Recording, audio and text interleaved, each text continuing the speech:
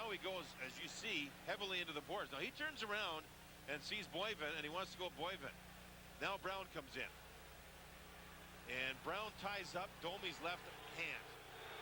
And Dave Brown is a left-handed fighter himself, and is he tough? And you showed it.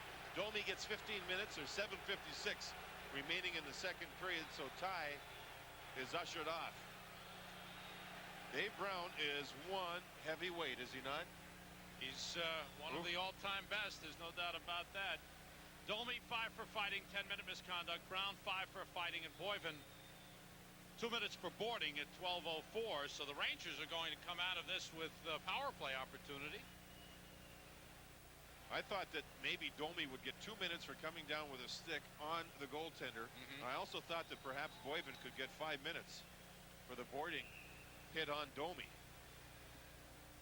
From Benning and Brindamore at 7:54. Maslowski and Brindamore with 2 assists apiece. And the fans roar for another hit. As Lindros and Bukaboom. And Bukaboom's going to get the instigator here. Oh, man. Now they're inside the net. Bukaboom will get the instigator. He was hit hard by Lindros. There was no penalty coming up, and Bukaboom just wanted Lindros. Skated up the ice. And went right after Lindros. And you're seeing Rangers' frustration. Absolutely right. At the height. Embarrassment, frustration. And Bukaboom is gone.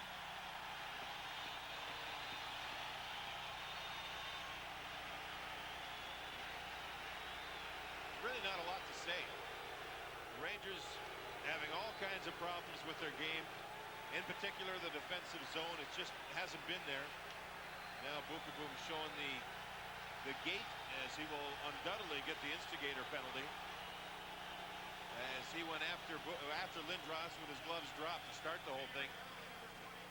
Jeff Bukaboom was crashed into the boards. This is normal speed now. Lindros with a clean hit, yet a hard hit, and that was enough for Bukaboom. He snaps, goes after Lindros, and throws punches before Lindros can drop his gloves. Rangers now will have to put someone in the penalty box. Kid's 19 years old. He's mature as far as handling pressure goes with his game. He's just a young kid, though. He's got a long way to go, and you'll see the hit was along the boards. Lindros does drop the gloves, but he doesn't have much of a chance. No, I don't think. I agree with Terry Gregson. Well, in seeing the replay, he dropped the gloves and threw a few, maybe a minor, Sam. I don't know. You see the hit along the boards as Bukaboom moves the puck. Lindros moves in, drives Bukaboom into the boards, and then the frustration takes over. Messier had a little hook into Lindros to leave a message, and then Bukaboom went after him. I mean, one way or the other, what's the difference? If Lindros gets anything there, maybe a minor. And what should that be for? I don't know, Sam. Yeah. I mean, it was frustration on the Rangers' part. That's the end of it. Wells has played a strong game. Ooh. Went to hit Boivin, and Boivin moved away, and Wells almost fell into the Rangers bench.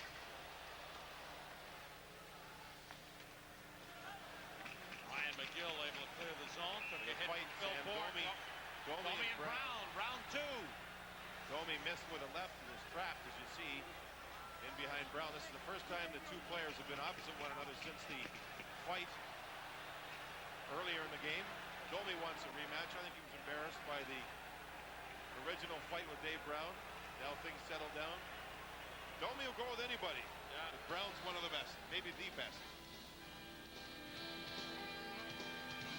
Zone. Let's see if Domi is a Brown-seeking missile. Yeah, I think so. You've heard the heat-seeking missiles? That was a Brown-seeking missile. Domi missed with his left hand, and Brown so much the bigger of the two. This is Domi now talking to Mike Richter as he makes the exit. DePuzzo made sure, as the linesman, he stayed with Domi all the way off the ice. They stand there for a moment, and they're trying to figure out exactly what the call is against Domi, made by Terry Gregson. With 4:26 remaining, Ty Domi is ousted. Brown is in the roll. And able to push it out of the zone. Then Chinoff picks it up. He's checked by DeVito behind the play. Penalty Eagles coming and up. Toser pushing and shoving. Eagles drops the gloves. Toser drops the gloves. Visor in the way.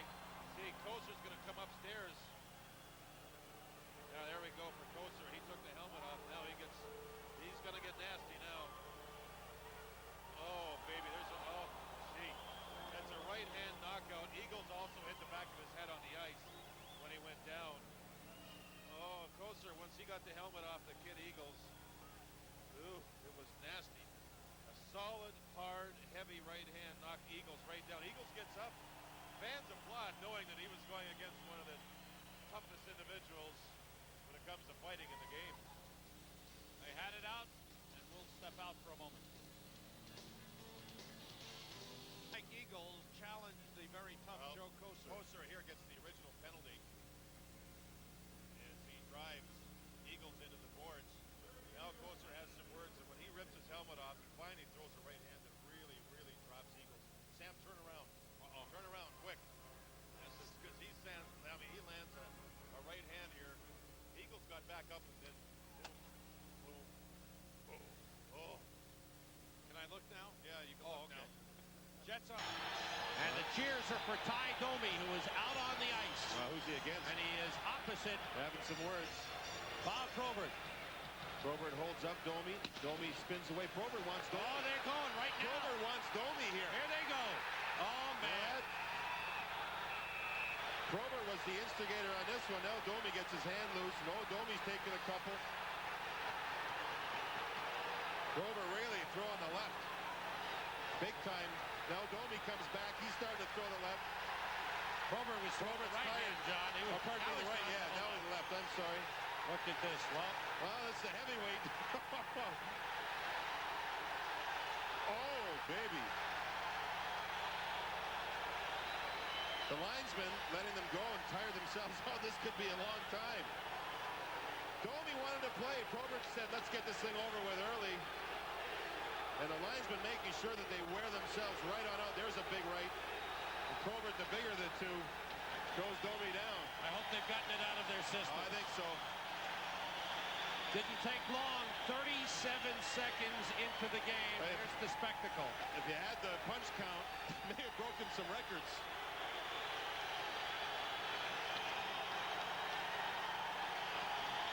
In the overall meaning of things, does it mean anything? I really don't think so. The Rangers are a struggling team. The only thing I can say, Sam, is it's on home ice and the people are going nuts here. The Rangers need to get themselves going and play a 60-minute hockey game. Probert exhausted. Man, did he throw a lot of punches. He wanted to get this thing on the road over with in a hurry, which he did. Domi obliged. Domi originally didn't want to drop the gloves. It appeared that way anyway. You see Domi trying to skate away. Probert stops him. They have a few words, and finally Domi said, okay, let's go. No instigator, and away they go. That was a right hand. I had said left. My apologies. This is, they're both from Windsor, Ontario, and it's kind of bragging rights for Windsor. Now, just see when Domi had his head down, Probert was chopping with his forearm not to hurt his knuckles. 5 minutes each for fighting. Well, this is what the president of the National Hockey League has said. I believe people have the right to defy the law as long as they understand they will pay a penalty to do so. Rangers just hit. Is the prize fight. They've been talking about this one, folks, since last February when Bob Probert and Ty Domi went at it, and Domi won that one. Remember, he did the old waist thing, give me the belt, I'm the new champion. Well, there must have been about 65 punches traded in this 1-minute affair, which, if you're scoring it, if you're judging it, goes to Bob Probert. I guess Bob Probert gets the title back that Ty Domi took from him last February. There he is, Ty Domi, quite a character on Broadway. Maybe in Pittsburgh, where they led 3-2 into the first. May tried to tee up a shot, went off his stick, and then escaped. And it's given away to Gillen. And May and Sorella are challenging one another. Here we go. There they go. First fight of this game. May's had one fight in the season series, and that was with Ty Domi, and Domi won that a very one-sided fight. Now the two collide, and Joe Sorella gets an early lead, and now you see Alan May was in trouble, and he comes back. How am I doing? At least I got the right arm this time, huh? That's right. Now Alan May gets a left hand free, and he comes back. Ooh, baby. Notice the linesman really letting them go. Well, I'd have to score that one a draw. Sorella with the early advantage, and May with a late advantage. That makes sense? No, I think May won it. Okay. 7:58 to go. but he's the type of player that plays through injuries without telling anybody about it. Good hit on James Patrick. Robot check pulls on. Koser takes the puck. And the corner. Patrick is going at it with Ron Sutter. It started with a hit back to the near side of John Van Beesbrook. The two players came off the backboards and battled. You know when this started? Back when Ron Sutter was in Philadelphia. They have been at it for years. Ron Sutter has always agitated James Patrick, and they have had these little scraps. They haven't been big ones, but they've had little scraps before. Yeah, that was a waltz. Couple of bear huggers right there. And watching that play, this was the hit. Now you'll see the two players come off the boards and they battle. James Patrick and Sutter. The sticks were up. Oh, a little massage of the face by Sutter. They both dropped. Now they. Can you just hear the music? No. It's a friendly time of the season. You know, a little waltz. What's that Rocky music? Oh, come on. Come on. Rocky 5. Block. Graves picks it up and he's got a breakaway with Gardner. Graves moving in. Graves to Gardner. Oh, by Burke, baby. Oh, man. And then Sean Burke stops a 2-on-0 breakaway. Adam Burke. Graves and Conroy are going at it. Adam Burke, or pardon me, Conroy leveled Messier from behind, knocking his helmet off. And Graves really wants it. Conroy, and you can see he's trying to get his job done. What a play. As this goes on, just think about the save. Man, did Sean Burke make a save. 2 in the last minutes as he stretched across. A 2-man breakaway, if you can believe it. With 23 seconds left in overtime, Graves moved the puck across, and Mike Gardner couldn't get the puck up. Graves was upset at Conroy. He came right in from behind, used the stick, went to level Messier, knocked the helmet right off of Mark Messier. Look at the pass across. Look at the save. Oh, baby, did Sean Burke stretch out for that. Now watch Messier in the helmet. Stripped right off, not with a stick, with the right arm of Conroy. Amante against Jeff Norton. Norton with a good check. Messier stopped by Casperitis. Graves wrestling with Fitzgerald in the corner. Messier punches Casperitis, who jumps Messier. Oh, baby, here it goes. Every player there except for Turgeon and Patrick, who are wrapped up with one another. Messier took a real good swing at Casperitis after Casperitis was bugging Messier. No penalty was to be called. I looked right at Paul Stewart, and his arms were down by his side. And Casperitis came right back and took a run at Messier, and that's when everybody got involved. This guy's something else, I'll tell you. Something else. Casperitis doesn't know there is any kind of star system in the league. He just goes after anybody and everybody. And he went after Messier. I'll just jot that down on my notes for the next time these two teams meet.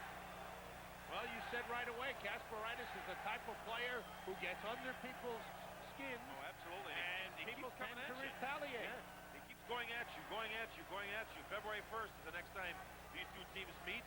Casperitis there holds up Messier. Now you go right back at Messier. Pushes Messier. Gives him another shot with a stick up. Now Messier's upset. Boom.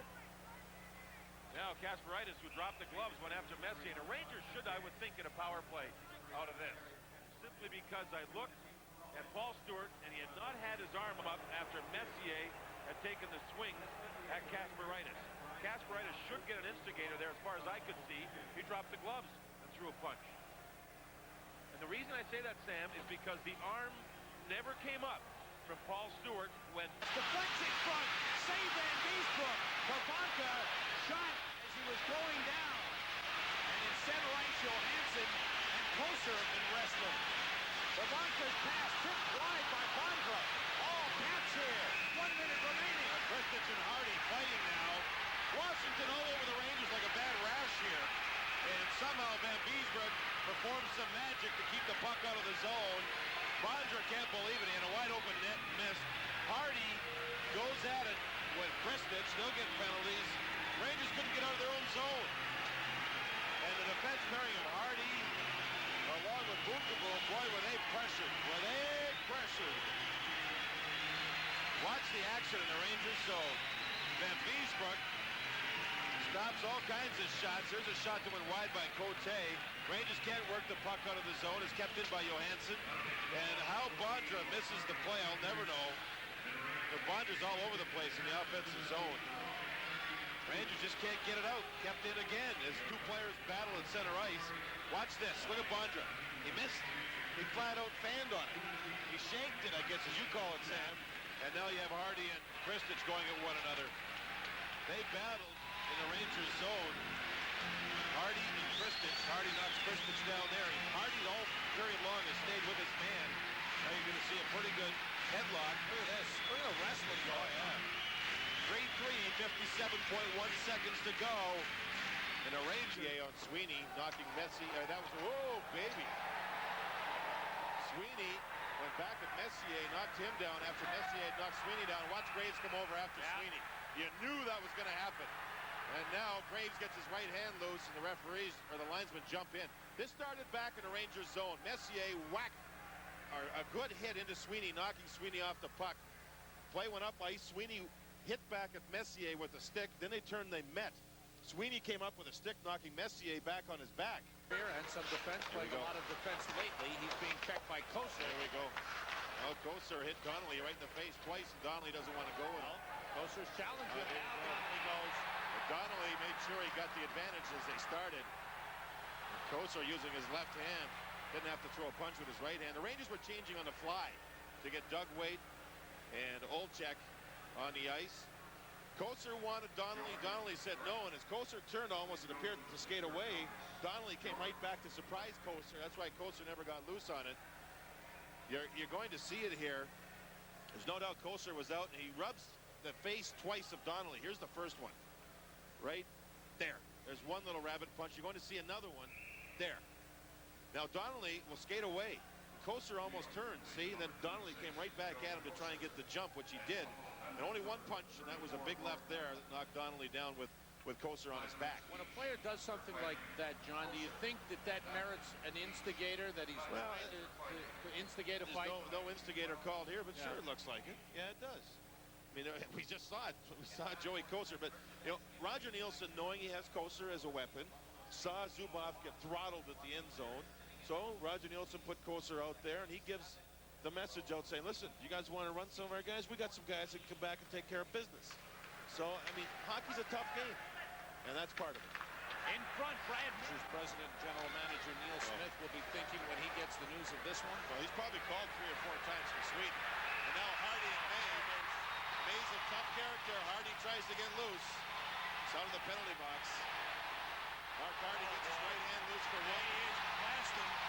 Hardy trying to come back on. And he did. And Hardy's cut bad above the left eyes. He took one real solid shot. Came back with a couple, but Mark Hardy's been cut.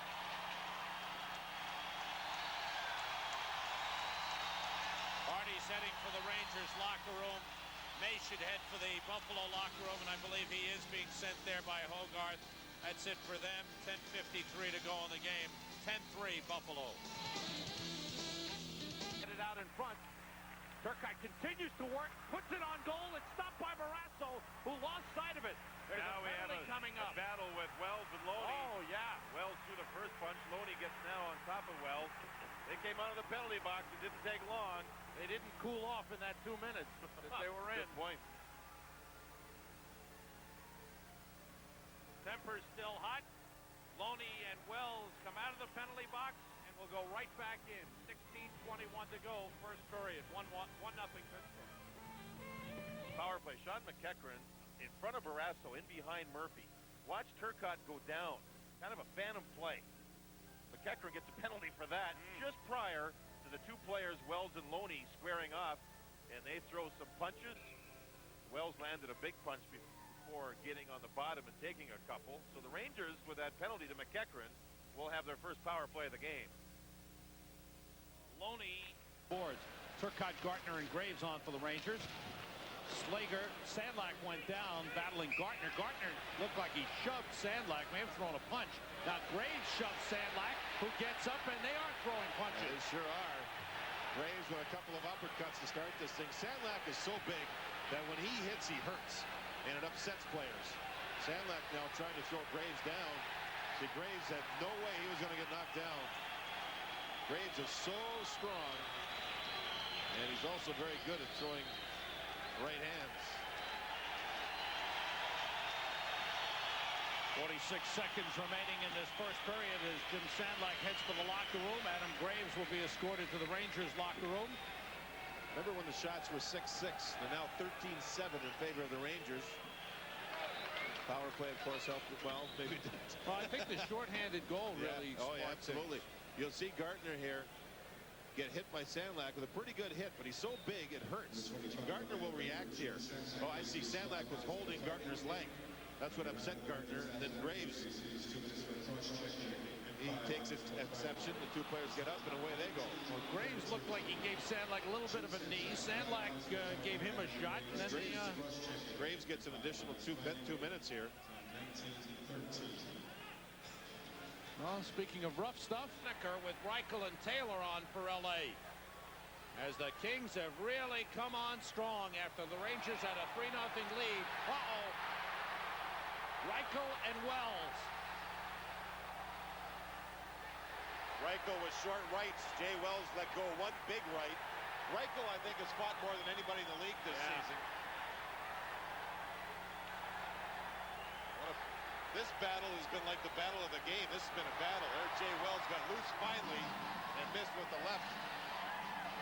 All the players separated out towards the blue line as these two players got at it. Rangers need a spark. Let's see if Jay Wells gave it to them. In a little less than 6 minutes, the Kings have scored 3 goals to tie the game. Reichel and Wells go off. They'll head for the locker rooms with 5-minute majors for fighting. 18:01 the time of the goal for Yari Curry, his second and 21st of the season from Robitaille and Sidor to tie the game. Curry with 2 goals, Granato with 1. There have been 5 power play goals in the game. 3 for the Rangers, 2 for the Kings. And the Kings in 5 minutes and 56 seconds have scored 3 goals to tie the game after the Rangers had the 3-0 lead. Warren Reichel, who used to be in the Chicago Blackhawks system. Around the boards. Waite centering pass. Stopped by Draper. And now Sutton and Amonte square off. Corkum and Waite pushing and shoving. Things settle down. Uh-oh. Amonte and Presley. They didn't settle down. Presley, this was going on The for whole a couple shift. of minutes, yeah. They were slashing each other, pushing, tripping each other. And finally, Presley, who took the last slash from Amonte, went back at Tony Amonte. All the other players have separated. Buffalo players to their own bench. Rangers have 6 players on the ice, by the way. As Mark Hardy now slides back a little bit towards the Rangers bench. Yeah, Rangers have 6 players. But the whistle, this fight started after the whistle had sounded. 3:43 to go, third period. They've had success in recent games. Travis Green, number 39, with Brad Delgarno. Casperitis with the hit on Doug Waite. Then he's knocked down by Sorella. And then he's challenged by Amonte. Casperitis swings and misses. Oh, man.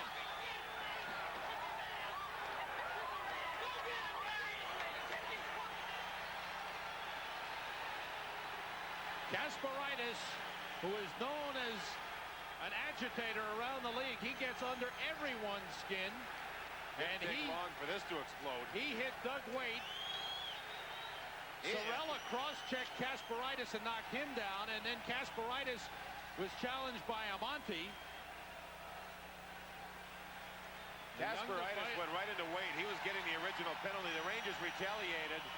It's early in the game. I can understand the Rangers' train of thought regarding retaliation. See the arm up for the referee in the background after that hit by Casperitis on Doug Waite. Then it got nasty. See the hit there by Casperitis, and I don't know why he was going to get the penalty. Maybe charging, I don't know. It wasn't that bad of a hit, really. And he loves to hit. Nothing slows him down. The arms were up. But Doug Waite also ducked at the same time, so I didn't think it was an elbow or anything like that. The black guy to Casperitis was suffered in practice, got hit with a puck. But he is a player that around the league, as he says, and he admits there are some teams that hate him. He has stitches above the eye, 4 too. stitches. Here's a game against Mark Messier, Madison Square Garden. Look at that. He not only knocked Messier down there, but the heel of his stick caught Messier in the back of the head. And Messier looked, saw who it was, then they battle here. Give Casperitis credit, though. He's a competitor, and he comes back at you, even though he's not a big person in size. The only thing I don't like about him is sometimes he submarines players, and as a former player, and having respect for players in the league, you hate to see people that take the opportunity to submarine other people, which means knee injuries and leg injuries. Don't like that at all. Casperitis gets 4 minutes, 2 for charging. That was the original penalty. And 2 for roughing. Sorella gets 2 for charging. Here's another look. Tippett's had a strong game too, Sam. Messier trying to control the puck. A save by Barrasso. Messier and Jennings go at it, and in comes Adam Graves. Here we go. Jennings hasn't had many shifts yet. He plays it aggressively. Took Messier heavily into the glass, and Adam Graves is right there. The fist started to fly. Jennings is a tough customer, as is Adam Graves. Still in tight. Will the linesman jump? Ooh, Adam Graves. They both get lefts loose. Ooh, uppercut.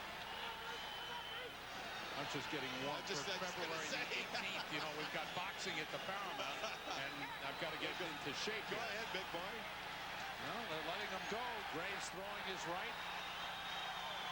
The linesmen, they've let players really go once they want to go.